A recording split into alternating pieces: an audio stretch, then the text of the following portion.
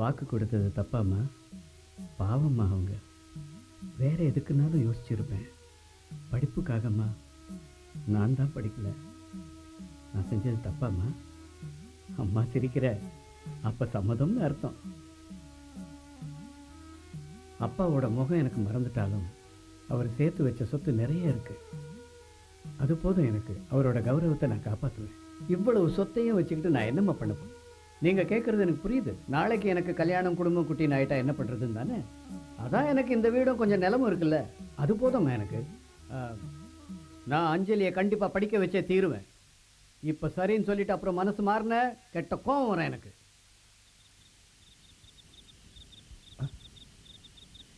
அம்மா சம்மதிச்சாங்களா? ஒத்துக்கிட்டாங்க. சம்மதிக்கலை, சம்மதிக்க மாட்டாங்க. நான் போய் கேட்குறேன். வேண்டாம். எங்கள் அம்மா மனசு எனக்கு தெரியுமா, உனக்கு தெரியுமா? உன்னை பற்றி உங்கள் அம்மாவை விட எங்களுக்கு தான் நிறைய தெரியும். ஏன்னா ஒரு மைக்கு கிடைச்சா என்ன வேணா பேசுவியா? அந்த ஆள் அரசியல்வாதி, எம்எல்ஏ 1000 பேசுவான். உனக்கு எங்கடா போச்சு புத்தி? அவன் 1000 பேசினான், கைத்தட்டல் வாங்கினா, கையை தொடச்சிட்டு போயிட்டான். பணம் செலவு பண்ண போகிறது நீ தானே. அவளை படிக்க வைக்க நீ யாரா அவளுக்கு? அரண்மனை கிணறு வெட்டுற கதை இல்லை, பொண்ணை படிக்க வைக்கிறது. படிப்புங்கிறது ஆகாய மாதிரி. வாழ்க்கை ஃபுல்லாக அந்த பொண்ணு படிச்சுக்கிட்டே இருக்குன்னு ஆசைப்பட்டா வாக்கு கொடுத்துட்டாராம். அவள் ஆசைப்பட்டதெல்லாம் நிறைவேற்றுறேன்னு. எனக்கு கூட ஒரு ஆசை இருக்குது. என்னோட டீ கடையை 5 ஸ்டார் ஹோட்டல் ரேஞ்சுக்கு கொண்டு வரணும்னு ஆசை இருக்குது. அதை நிறைவேற்ற முடியுமா உன்னால? சிம்ரனை கட்டிக்கணும்னு எனக்கு ஆசை. என்னோட ஆசையை கேட்டது நிறைவேற்றி வைப்பியா நீயே? சிம்ரனுக்கு கல்யாணமாகி அம்மான்னு கூப்பிட குழந்தையே இருக்கு. இப்போ போய் சிம்ரனை வாமான்னு கூப்பிட்டா என்னடா நியாயம்? நான் அஞ்சலியை படிக்க வச்சே தீருவேன். இனிமே அதான் என் லட்சியம். அதுக்கு எவ்வளோ செலவாகும் தெரியுமா? அவள் டாக்டரோ இன்ஜினியரோ ஐஏஎஸ் படிக்கணும்னு ஆசைப்பட்டா படிக்க வைப்பேன். ஊருக்காரங்க முன்னாடி இந்த அன்பழகன் சத்தியம் பண்ணியிருக்கேன், படிக்க வச்ச தீருவேன்.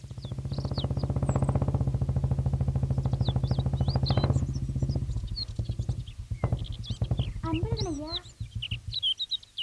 அக்கா, அன்பழகன் ஐயா வந்திருக்காரு. நான் போய் அம்மா கிட்ட சொல்லிட்டு வரேன். அம்மா, வீட்டுக்கு அன்பழகன் ஐயா வந்திருக்காரு. அப்படியா?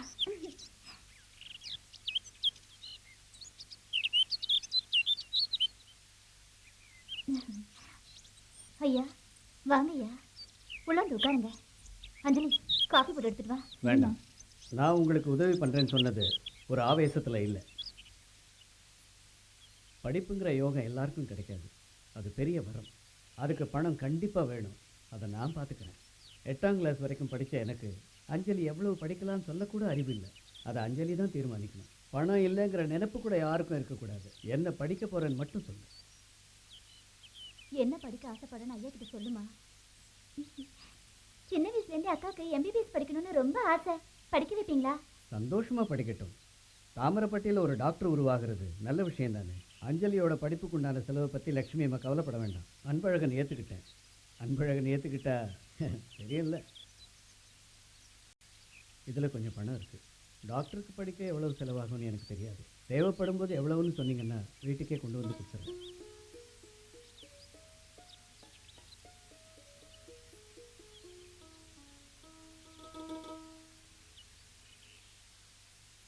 அப்போ நான் கிளம்புறேன். ஐயா, காஃபி கூட குடிக்காம போறீங்க? வேண்டாம்மா, இன்னொரு நாள். நிறைய வேலை இருக்கு.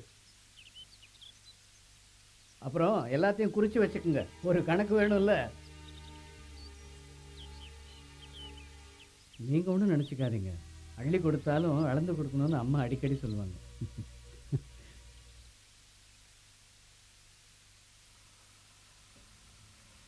அரண்மனைக்கார தம்பி பண்ண உதவிய நம்ம சாகுற வரைக்கும் மறக்க கூடாதுமா. நம்ம அஞ்சலியை எம்பிபிஎஸ் படிக்க வைப்போன்னு நான் கணவனை கூட நினைச்சு பார்க்கலாமா. சுவாதி நட்சத்திரத்துல பிறந்தவனி, நீ கண்டிப்பா பெரிய ஆள வருவேன்னு ஜோசியர் சொன்னாருமா. அக்கா, ஸ்டேட் ஃபர்ஸ்ட் வந்தது முக்கியம் இல்ல, என்ட்ரன்ஸ் எக்ஸாம்ல பாஸ் ஆயிடுவேல்ல. சொல்லுக்கா, உன்னதானே கேக்குறேன், பதில் சொல்லாம இருந்தா எப்படி? நான் வேற ஏற்கனவே டென்ஷனா இருக்கேன், நீ வேற சும்மா ரெடி. உன்ன மாதிரி அவ ஒன்றும் மக்க இல்ல, ரொம்ப கெட்டிக்காரி தெரியும்ல.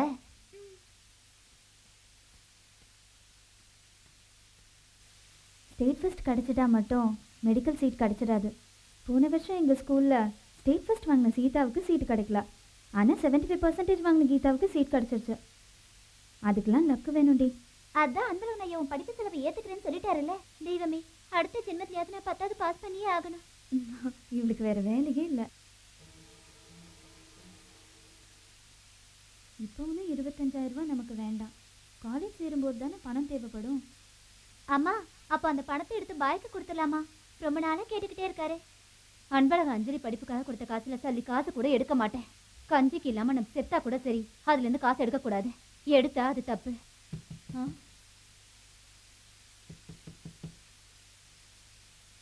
யாரு யார் நீ? கதவை திறக்காம என்னடி பண்றீங்க? ஐயோ அப்பா.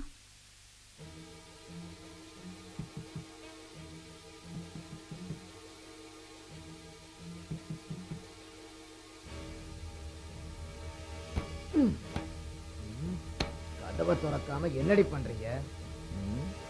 அம்மாவும் மகளுமா சேர்ந்து யாரு குடியடி கெடுக்க போறீங்க? உங்களுக்கு ஒரு விஷயம் தெரியுமா? நம்ம அஞ்சலி ஸ்டேட் ஃபர்ஸ்ட் வந்திருக்கா. மேல படிக்கணும்னு ஆசைப்படுறா. படிக்கணும்னு அன்பழகன் தீர்மானிச்சிட்டானா? ஆமா, ஒரு விஷயம் கேள்விப்பட்டேன். அன்பழகன் இவ படிக்க காசு கொடுத்துருக்கானா? எங்கடி வச்சிருக்கீங்க காசை? பானைக்குள்ளையா? ஐயோ வேண்டாம்ப்பா. என்னங்க வேண்டாங்க, சொன்ன கேளுங்க. ஏய், பெத்த அப்பனுக்கு குடிக்க காசு இல்ல, இவ படிச்சு எண்ணத்தை கிழிக்க போறா. எல்லாம் எங்களுக்கு தெரியும். வேண்டாதீங்க. சொன்ன கேளுங்க. வேண்டாங்க, ஏன் இப்படி பண்றீங்க? நம்மளால தான் படிக்க வைக்க முடியல. அது அஞ்சலி படிப்புக்காக அன்பழகன் கொடுத்ததுங்க. அதை எடுக்காதீங்க. உன் பொண்ணு என்ன படிச்சு கலெக்டர் ஆகி கையெழுத்தா போட போறா? இப்ப வரைக்கும் படிச்சதே போதும். படிக்க உதவி பண்றதோட நிறுத்திக்கணும். ஏதாவது தப்பு தண்டா பண்ணி என் காதுக்கு வந்துச்சு, அம்மாளை மகளையும் வெட்டி போட்டுருவாமா.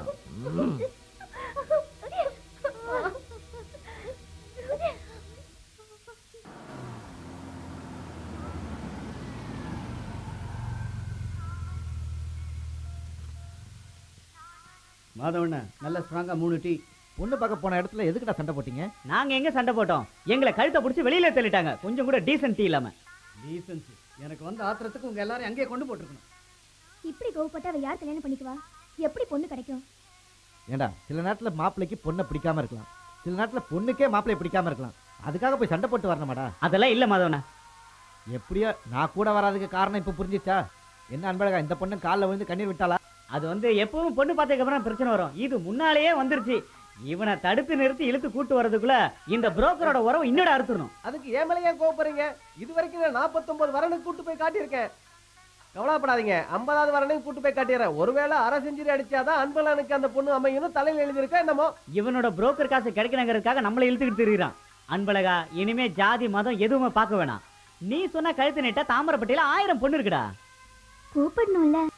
அந்த பொண்ணோட அப்பா அந்த கிழவன் சொல்றானா, நான் தண்ணி அடிக்கிறவனா, சிகரெட் பிடிக்கிறவனா, தரதலையா ஊர் சுத்துறவன். உண்மையை சொன்னா கோவம் தான் வரும். யாரோ நம்மளை பத்தி வத்தி வச்சிருக்காங்க.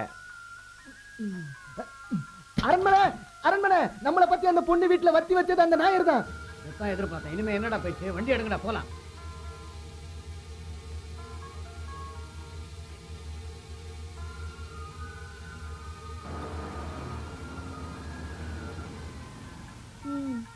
இன்னைக்கு இந்த ஆளுக்கு கடையை சாத்துறதுக்கு ஒரு காரணம் கிடைச்சிருச்சு. அதை பத்தி யோசிக்கல. யார் அந்த 50வது பொண்ணா இருக்கும்? பாவம் அவ. யாரா இருந்தா என்ன, நீ இல்ல சந்தோஷப்படு. அச்சச்சோ, அப்ப இந்த கல்யாணம் நின்னு போச்சா? ரொம்ப பாவண்டா நீ அன்பழகா. நான் பொம்பளை பொறுக்கி குடிகாரன் நீ அந்த பொண்ணு வீட்டுல சொன்னியா? உண்மையை தானே சொன்ன. நீ குடிக்கிறது இல்லையா? பொண்ணுங்களை கலாய்க்கிறதே இல்லையா?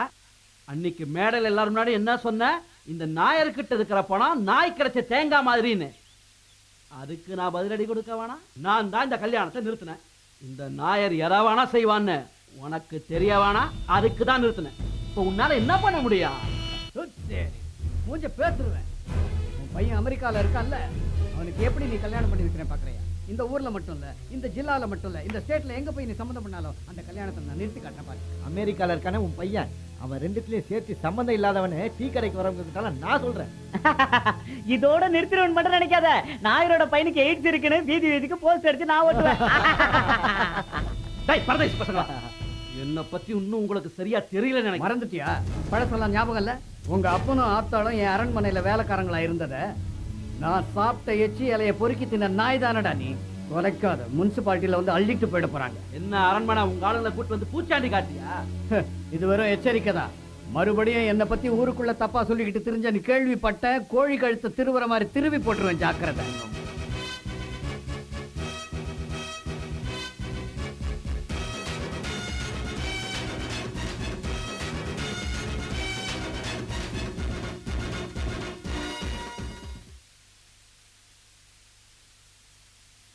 அம்மா, நான் என்ட்ரன்ஸ்ல பாஸ் ஆயிட்டேன். எனக்கு மெடிக்கல் காலேஜ் சீட் கிடைச்சிருச்சு. நான் டாக்டர் ஆக போறேனே. அட்மிஷன் கிடைச்சிருச்சு. எம்ஜிஆர் மெடிக்கல் காலேஜ்லயே கிடைச்சிருச்சு. கடவுளே.